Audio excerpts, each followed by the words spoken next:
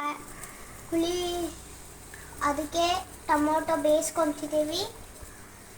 ಆಮೇಲೆ ನೋಡಿ ವಹಾ ಟಮಾಟರ್ ಮಜೆದಾರ್ एक दिन छिटी ने खाया बिल्ली को भी मार खिलाया.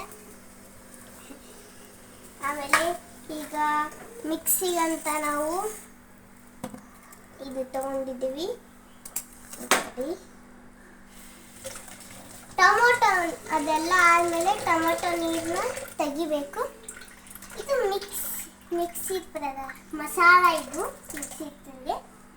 ಫಸ್ಟ್ ಇದು ಅರಿಶಿಣ, ಖಾರ, ಬೆಲ್ಲ, ಉಪ್ಪು ಮತ್ತು ಹುಣಸಿನ ಹಣ್ಣು ಮತ್ತು